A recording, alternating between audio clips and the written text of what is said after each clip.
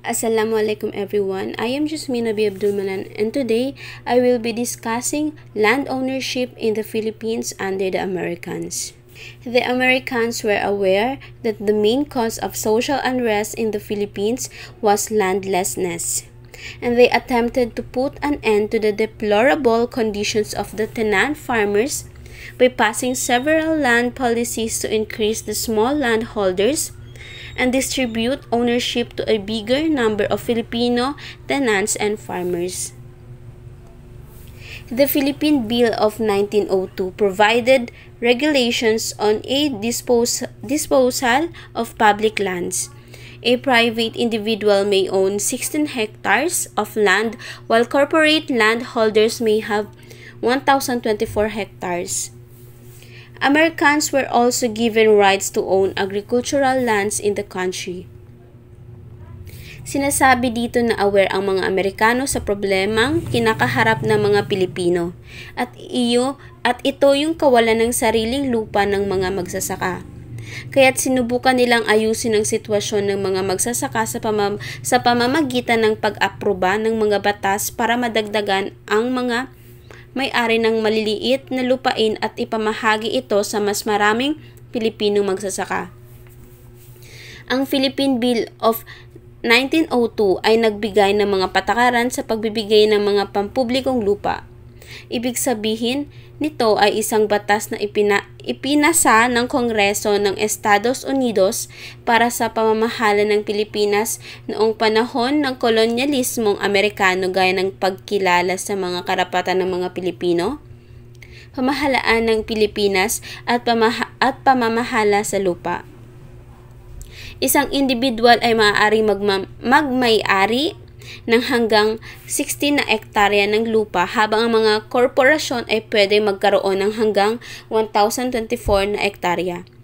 Binigyan din ng karapatan ang mga Amerikano na magmay-ari ng lupang sakahan sa bansa. The Philippine Commission also enacted Act Number 496 or the Land Registration Act, which introduced the torrent system to address the absence of earlier records of issued land titles and conduct accurate land surveys. In 1903, the Homestead Program was introduced, allowing a tenant to enter into an agricultural business by acquiring a farm of at least 16 hectares.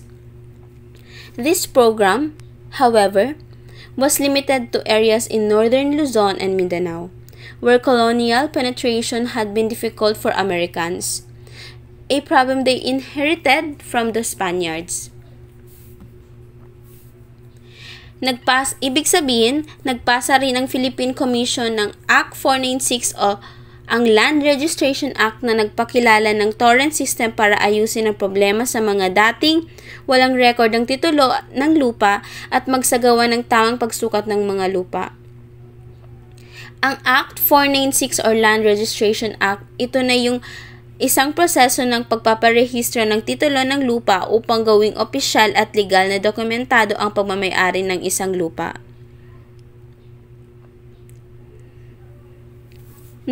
Noong 1903, ipinakilala ang Homestead Program kung saan ang isang magsasaka ay maaaring magkaroon ng lupa para makapagsaka ng hindi bababa sa 16 na ektarya.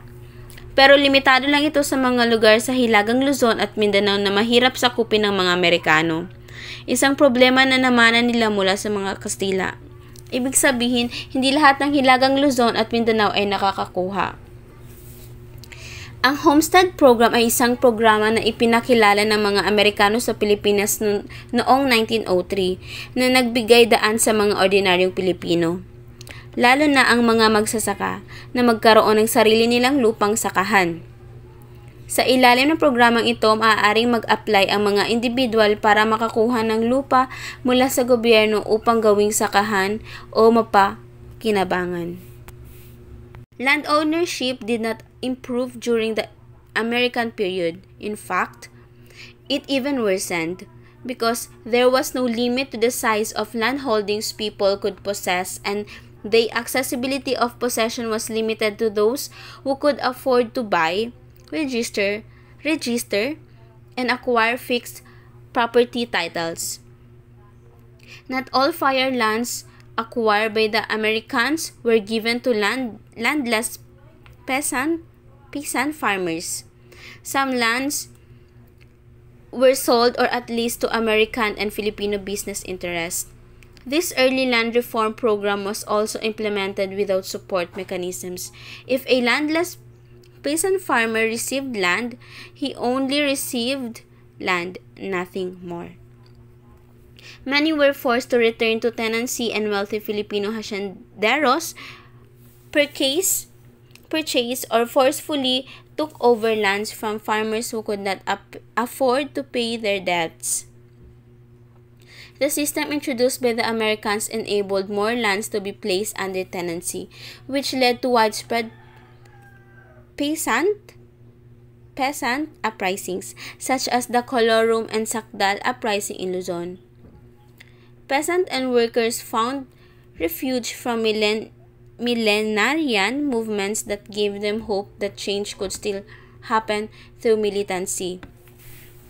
Ibig sabihin nito ay mas lalong lumala ang naging sitwasyon ng mga magsasaka nung dumating ang mga Amerikano sa kapanahunan nila, sapagkat walang limitasyon sa laki ng lupang maaaring ariin at ang mga may kakayahang bumili, magrehistro at magkaroon ng titulo lang ang may access. May mga lupang naibenta o inupahan sa mga negosyanteng Amerikano at Pilipino. Bukod dito, walang tulong na ibinigay sa mga magsasaka na nabigyan ng lupa. Marami ang napilitang bumalik sa pagiging mangungupahan, at ang mga mayayamang hasyendero ay binibili o inaagaw ang lupa ng mga magsasakang hindi kayang bayaran ang utang. Dahil sa sistemang ito, mas dumami ang mga lupang napunta sa ilalim ng tenancy o pagiging kasamahan na nagdulot ng mga pag-aalsa tulad ng Colorum at Sakdal uprising sa Luzon. Kaya't napilitang sumali ang mga magsasaka at manggagawa sa mga militanteng kilusan na nagbigay sa kanilang pag-asa sa pagbabago. Ang Sakdalista uprising ay isang rebellion ng mga magsasaka sa Central Luzon na tumagal ng 2 araw. May 2 to 3, 1935. Mabilis itong nasupil ng gobyerno, pero ipinakita ng pangyayaring ito ang hindi pagkakapantay-pantay na dulot ng mga issues sa pagmamay-ari ng lupa. Ang salitang sakdal ay nangangahulugang mag-akusa, at ito ang pangalan ng pahayagan ni Benigno Ramos. Naging kilusan ng partido sakdalista noong 1933, kung saan hiniling nila ang reforma tulad ng pag-alis ng buwis at pagpantay-pantay na pamamahagi ng lupa. Tutol din sila sa unti-unting pagbibigay ng kalayaan mula sa Estados Unidos at gusto nila ng agarang paghihiwalay sa mga Amerikano. Nang tumakbo sila sa 1934 election, nakakuha sila ng 3 pwesto sa House of Representatives at ilang lokal na posisyon. Dahil dito, sinubukan nilang mag-asa noong 1935, pero agad itong nasupil kaya tumakas si Ramos papuntang Tokyo at bumagsak ang partido.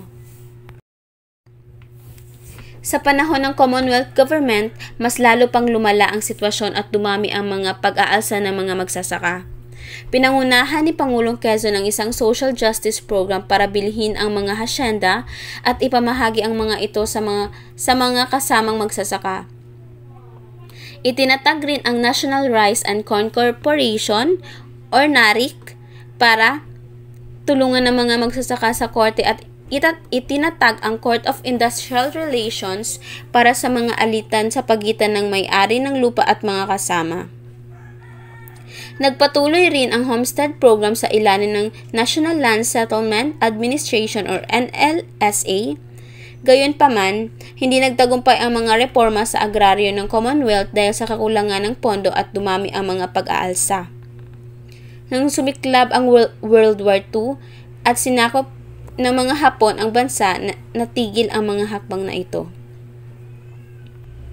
Ang National Rice and Corn Corporation or NARIC ay isang ahensya ng gobyerno na itinatag noong panahon ng Commonwealth sa ilalim ng administrasyon ni Pangulong Manuel L. Quezon.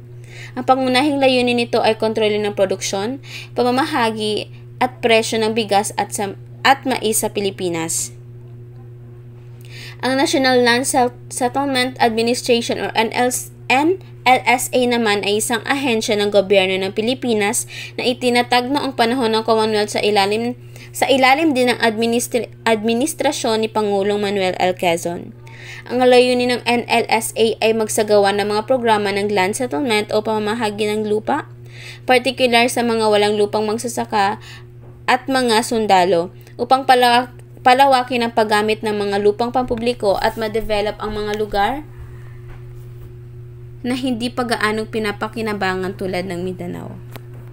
That would be all. Thank you for listening.